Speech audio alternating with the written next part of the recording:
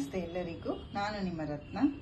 ಈ ದಿನ ನಾನು ನಿಮಗೆ ವಾಂಗಿಬಾತ್ ಹೇಗೆ ಮಾಡೋದು ಅಂತ ತೋರಿಸ್ಕೊಡ್ತೀನಿ. ನಾನಿಲ್ಲಿ ಅರ್ಧ ಕೆಜಿ ಬದನೆಕಾಯಿ ತಗೊಂಡಿದ್ದೀನಿ. ನೋಡಿ, ಹೀಗೆ ಸಣ್ಣಗೆ ಉದ್ದಕ್ಕೆ ಹೆಚ್ಚಿಟ್ಕೊಂಡಿದ್ದೀನಿ. ನೀರಿಗೆ ಸ್ವಲ್ಪ ಉಪ್ಪು ಹಾಕಿಟ್ಬಿಡಿ. ಮತ್ತು ಇಲ್ಲಿ 1 ಕಪ್ಪು ಫ್ರೋಝನ್ ಬಟಾಣಿ ತೊಗೊಂಡಿದ್ದೀನಿ. ನೀವು ಒಣಗಿರೋ ಬಟಾಣಿ ತೊಗೊಳ್ಳೋದಾದರೆ ರಾತ್ರಿನೇ ನೆನೆ ಹಾಕಿ ಒಂದು 5 ಅವರ್ ನೆಂದರೆ ಸಾಕು, ಬೇಯಿಸಿಟ್ಕೊಳ್ಳಿ. ಫ್ರೋಝನ್ ತೊಗೊಂಡಿರೋದ್ರಿಂದ ನಾನೇನು ಬೇಯಿಸಿಟ್ಕೊಂಡಿಲ್ಲ. 1 ಟೊಮೆಟೊ ಹಣ್ಣು, ಅರ್ಧ ನಿಂಬೆಹಣ್ಣು, ಸ್ವಲ್ಪ ಕೊತ್ತಂಬರಿ ಸೊಪ್ಪು, ಕಸೂರಿ ಮೆಥಿ, ಮೆಂತ್ಯ ಸೊಪ್ಪಿದ್ರೆ ಕಸೂರಿ ಮೆಥಿ ಬೇಕಾಗಲ್ಲ, ಮತ್ತು ಒಂದು 4 ಒಣಮೆಣಸಿನ್ಕಾಯಿ, ಕರಿಬೇವು, ಉದ್ದಿನಬೇಳೆ, ಕಡಲೆಬೇಳೆ, ಸಾಸಿವೆ ಮತ್ತು ವಾಂಗಿಬಾತ್ ಪೌಡರು. ನಾನು ಇದನ್ನು ವಾಂಗಿಬಾತ್ ಪೌಡ್ರದ್ದು ಬೇರೆ ವಿಡಿಯೋ ಮಾಡಿದ್ದೀನಿ, ಅದ್ರಲ್ಲಿ ನೋಡ್ಕೋಬೋದು ಹೇಗೆ ಮಾಡೋದು ಅಂತ. ಈಗ ವಾಂಗಿಬಾತ್ ಹೇಗೆ ಮಾಡೋದು ಅಂತ ತೋರಿಸ್ಕೊಡ್ತೀನಿ. ನಾನು ಆಲ್ರೆಡಿ ಅನ್ನ ಮಾಡಿಟ್ಟಿದ್ದೀನಿ. ಈಗ ಎಣ್ಣೆ ಕಾದಿದೆ, 1 ಸ್ಪೂನಷ್ಟು ಸಾಸಿವೆ ಹಾಕ್ಕೊಳ್ಳೋಣ.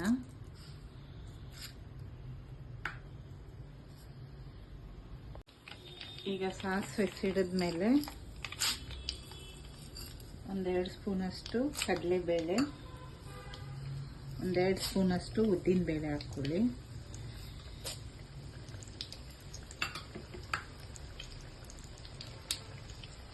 ಮೆಣಸಿನ್ಕಾಯಿ ಹಾಕ್ಕೊಳ್ಳಿ.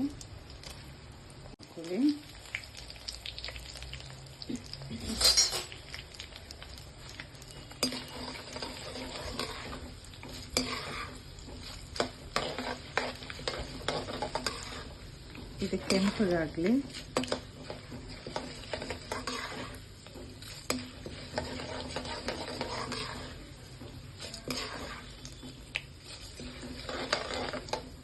ಸ್ವಲ್ಪ ಹಿಂಗೆ ಹಾಕಿ.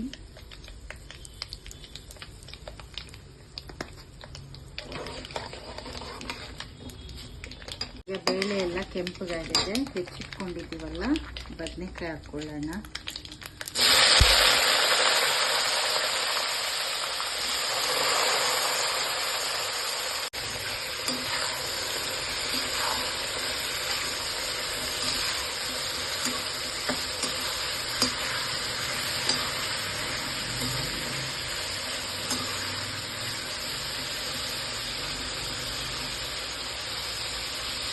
ಈಗ ಬಟಾಣಿನೂ ಹಾಕ್ಕೊಳ್ಳಿ.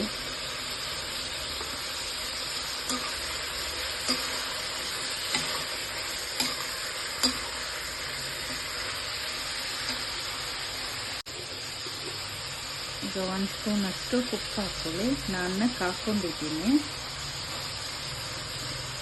ನಾವು ಅನ್ನಕ್ಕೆ ಕಲಸಿರೋದೆಲ್ಲ ಏನೇ ಮಾಡೋದಿದ್ರು ಅದಕ್ಕೆ ಉಪ್ಪು ಹಾಕ್ತೀವಿ, ಚೆನ್ನಾಗಿರುತ್ತೆ. ಕೆಲವರು ಹಾಕದೇ ಇರೋರು ಗೊಜ್ಜಿಗೆ ಸ್ವಲ್ಪ ಜಾಸ್ತಿ ಉಪ್ಪು ಹಾಕ್ಕೊಳ್ಳಿ.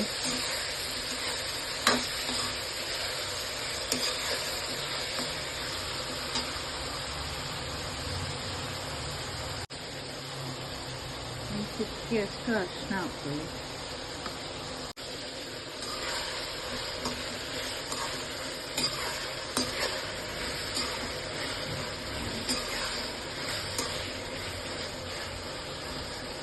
ಒಂದು 2 ನಿಮಿಷ ಆದಮೇಲೆ ಟೊಮೆಟೊ ಹಣ್ಣು ಹಾಕ್ಕೊಳ್ಳೋಣ.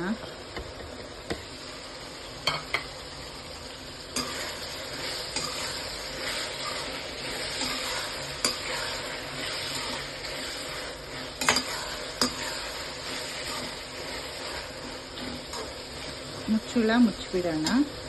1-2 ನಿಮಿಷ ಕುಕ್ ಆಗಲಿ.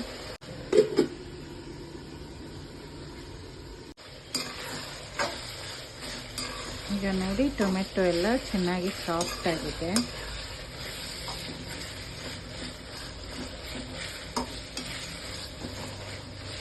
ಈಗ ನಾವು ಪೌಡ್ರ್ ಹಾಕ್ಕೊಳ್ಳೋಣ.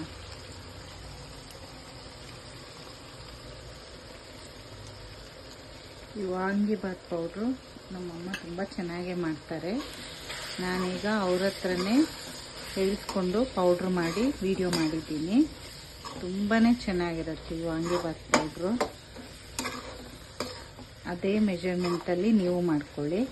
ನಾನೀಗ ಅರ್ಧ ಕೆಜಿ ಬದನೆಕಾಯಿಗೆ 4 ಸ್ಪೂನಷ್ಟು ವಾಂಗಿಬಾತ್ ಪೌಡ್ರ್ ಹಾಕ್ಕೊಂಡಿದ್ದೀನಿ. ಈಗ ಇದರಲ್ಲಿ ಇದು ಇನ್ನೊಂದು 2 ನಿಮಿಷ ಕುಕ್ ಆಗಿ.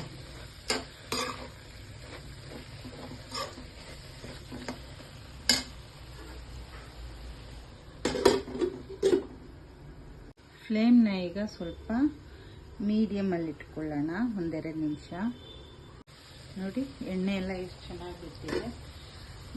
ಬದನೆಕಾಯಿ ಬೇಗನೆ ಕುಕ್ ಆಗತ್ತೆ. ಪೌಡರ್ ರೆಡಿ ಇದ್ದರೆ ವಾಂಗಿಬಾತು ತುಂಬಾ ಬೇಗ ಮಾಡ್ಕೊಂಡ್ಬಿಡ್ಬೋದು, ತುಂಬಾ ಟೇಸ್ಟಿಯಾಗಿರುತ್ತೆ.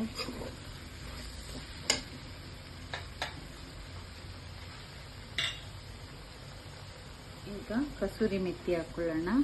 ಅಕಸ್ಮಾತ್ ಏನಾದರೂ ಮೆಂತ್ಯ ಸೊಪ್ಪಿದ್ರೆ ನಾವು ಒಗ್ಗರಣೆ ಹಾಕೊಳ್ತೀವಿ ನೋಡಿ, ಬದನೆಕಾಯಿ ಹಾಕೋಕ್ಕೂ ಮುಂಚೆ. ಅವಾಗ ಮೆಂತ್ಯ ಸೊಪ್ಪು ಸಣ್ಣದಾಗಿ ಹೆಚ್ಚು ಹಾಕ್ಕೊಂಡು ಒಂದೆರಡು ನಿಮಿಷ ಹುರಿದಾದ್ಮೇಲೆ ಬದನೆಕಾಯಿ ಹಾಕಬೇಕಾಗತ್ತೆ.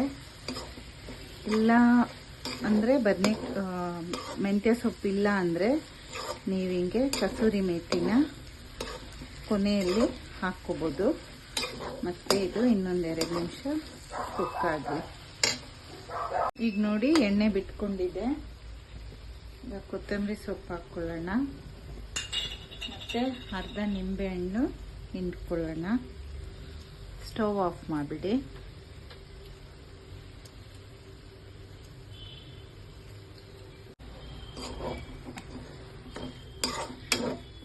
ಈಗ ವಾಂಗಿಬಾತ್ ಗೊಜ್ಜು ರೆಡಿ. ಇದಕ್ಕೀಗ ಅನ್ನ ಕಲಿಸ್ಕೊಳ್ಳೋಣ.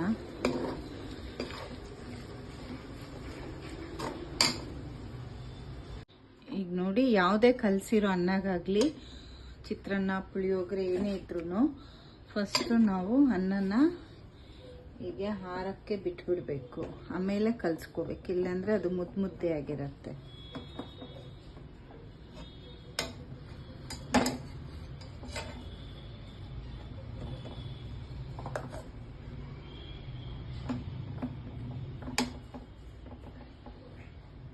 ಈಗ ಒಂದೆರಡು ಮೂರು ನಿಮಿಷ ಆದಮೇಲೆ ಕಲಿಸ್ಕೊಳ್ಳೋಣ. ನೋಡಿ ಈಗ ಕಲಿಸ್ಕೊಳ್ಳೋಣ.